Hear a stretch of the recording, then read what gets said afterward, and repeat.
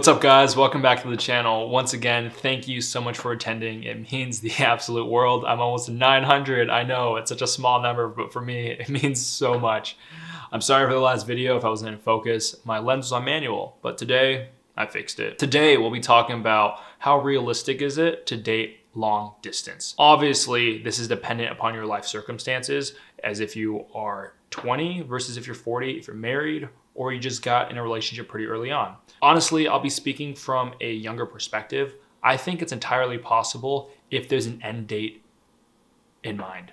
If there's no specific end date and you're just long distance indefinitely and you have no idea when it will end, that's a really, really tough situation because now you're dating someone with a promise or idea that maybe one day you're able to meet. But think about the amount of change that will happen to you during that process. For example, one of my buddies, he graduated college and he was dating a girl. He dated her for like 2 years, then they graduated and they both went to law school. And I think this was a really hard time because they're both in law school for an additional 4 years and plus their studies afterwards and internships and externships, all that fun stuff. And it's really hard. I mean, if they were long distance for like 4 or 5 years, and over that time period, you do change. You do change, and that person you're dating completely changes. And who you were when you were 22 versus when you're 26, 27 is completely different. And it's really, really sad because you're not there to witness a change. Of course, you can go and visit, and that's always fun. But at the end of the day, like, it's nice to have someone physically there. You can't build a relationship if you guys aren't in the same space together for an extended period of time. Like if you guys are only doing long distance for 4 years and you guys see each other like once every 6 months, like that's a really, really tough gig. I'm not saying it's not possible. Of course it's possible, but think of the opportunities you're missing out on if there's someone, let's say, more compatible, someone closer. And I'm not saying that's always the case, but most of the time, long distance, it's usually fear driven. It's the idea of being alone and you want to attach yourself to an individual to say you're in a relationship, when in reality, it's just like a scarcity mindset and being like, I'm not saying not to like stick it out, but if you're holding on to someone due to fear of being alone, I think you're doing a disservice to both of you because I feel like there might be a more amazing people, more compatible people in your vicinity and you're just afraid to go on looking. And clearly, if you really love someone and you guys are compatible and you guys have a life plan together, 100% do it. But for my case, I know some people who date long distance because they're afraid of being alone. And they're really not that compatible. It's just say that you have a girlfriend and over time, you kind of have an imaginary friend. I'm not saying they're not physically real, but there's something about the tangibility or having someone in front of you, having flesh to flesh. It's something miraculous. And I feel like when you live together and you have a relationship, there are nuances and quirks that you both have. And you guys usually do fight and see your compatibility. Like when you guys are living in the same area and you guys live together, you're gonna see each other in your truest form, at your worst, at your best, and in between.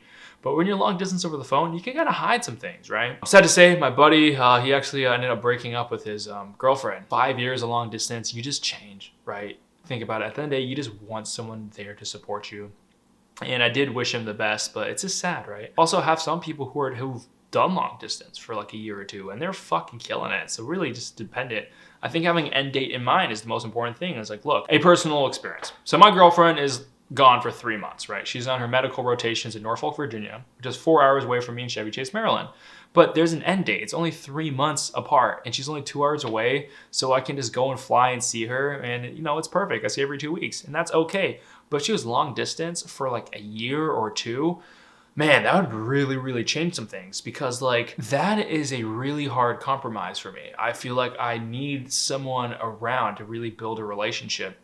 Because they're just daily things I like to do, right? I'm very extroverted. I like to go outside. I like to go on hikes, walks. I want to go to wineries, breweries. And I want someone to do that with. And I feel like putting my life on hold for someone for a year or two is a difficult thing. And it is really dependent on your circumstances. But for me, I don't think so. It's really dependent on how long you've been dating as well. Like, let's say you've been dating like 1 or 2 years in person and that person goes away for 6 months. I think it's doable because you actually have a relationship to build off of. But I know some people who just meet for 2 weeks and they go long distance for like an indefinite amount of time. Like, I'm sorry, like how real is your relationship in 2 weeks? It might be very, very real, right? But you haven't necessarily struggled and fought, and it just takes time to really build a relationship and getting to know each other. And I would say like, look, like obviously there are examples where people do end up working. But from my personal experience, I think it's best to date in your immediate vicinity. I think the most important thing is realizing like how you do change over time. I think texting, FaceTiming, Skyping, whatever you want, it's great. But there's something human about a relationship, like cuddling, holding hands, kissing. There's something beautiful about that. There's like a vibe or aura that people emit when you see them in person, that something in the camera is lacking. Like the camera and FaceTime and calls, it never fulfills the void. For me at least, it doesn't fulfill that void. And I feel like a lot of long distance relationships, unless it's due to work, right? If it's due to work, or like, let's say someone goes on deployment or something completely out of your control, it's completely doable. If you both love each other, I think it's worth it, especially if you're going to get married or are married. Obviously, there are more obligations. There's more than just you two. If you have kids, of course you can make it work, especially if you guys are loyal to each other. I feel like a lot of people who do long distance around the age of, let's say, like 18 to 25, I think it's really hard. I think if you go to one college and your girlfriend goes to another college, it might work. I have a friend that did it, but man, it's tough. It's tough. Like, you date from when you're 18 to 22, like, you're a different person. You don't see the change in adversity that you would experience in person. And a lot of it is people are just really genuinely afraid to be alone. I feel like people tie themselves to this concept of a relationship because, like, I don't want to start over again. And it's like, are you living in the present in the relationship, or are you living in the past? Are you dreaming of the great memories you had in the past? Because if there's no end date in sight, guys, it really limits your option. I think the worst thing you can do as a young man is change your career or jobs at university for your high school or college girlfriend. Or let's say you graduate. Let's say you're dating someone in college, and then they move to San Francisco. You want to go to, I don't know, New York. Like, I wouldn't compromise that, because when you're in college and you have a relationship, I don't know how real it is. I'm not saying it won't work, but like, it's pretty easy to maintain a relationship in college. Think about it. You go to school and you party. Okay, there's really no legit responsibilities compared to real life. But if you're dating post-grad, I think it's real. Like, if you're splitting bills, talking about finances, living together, talking about insurance and all that fun adult stuff, looking at rings, getting engaged, I think it's legitimately real, because you guys struggle. You guys see each other after getting beaten down after a hard day of work, where you guys are so pissy because someone left the laundry out. Like, yeah, that's a real relationship. It's like after your 300th bowl of oatmeal, you still look at her and you still love her. I think it's very, very doable. But for me, at least, I'm glad there's an end date in sight. I couldn't date someone with the idea of, like, I don't know when I'll ever see you again. I think that's why it led to my downfall in my last previous relationship. We both graduated college during the peak of COVID. And, you know, she was in California. I moved back home into Denver. And she wanted to stay in California. We moved to New York, but I really didn't want to do either of those things. I didn't really want to move to the East Coast at the time. Kind of ironic, I live in the East Coast now. Or I didn't really want to go to San Francisco. Like, the job opportunities I was interested in just was not there. And I was like, I can't sacrifice the things I really enjoy for this relationship where I don't think it will work. I think not seeing someone, being like, I don't know when I'll see you again. This is when travel was limited. And I was like, so I got to go find a job. We go sign a lease.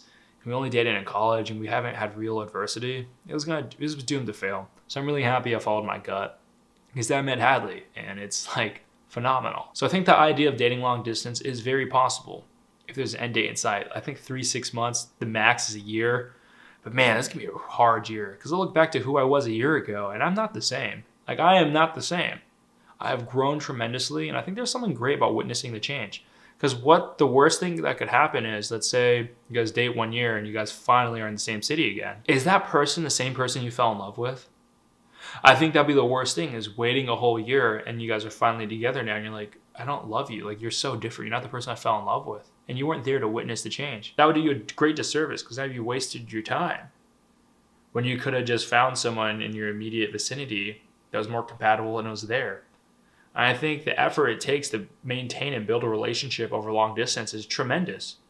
I think building a relationship in real life would take a hell of a lot less time. Instead of calling, texting each other all day, you can just like hang out and just enjoy each other's presence. There's something about this digital technology that just lacks the human feeling for me. So really consider these things when you're dating long distance. Of course, when you're young, you're in love. You want to maintain this at all costs, and it might work. But realistically speaking, you do change and they do change. And statistically speaking, most long distance relationships are doomed to fail. Might work for the first couple weeks or months, but eventually, like, people get tired. People want to be loved.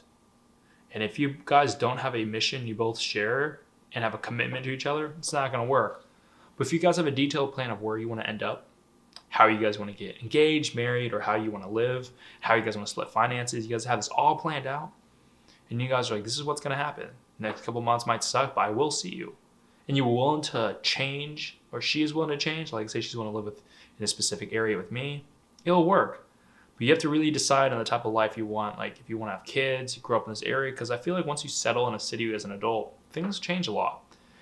Because usually the city you settle in after you graduate is where you end up living.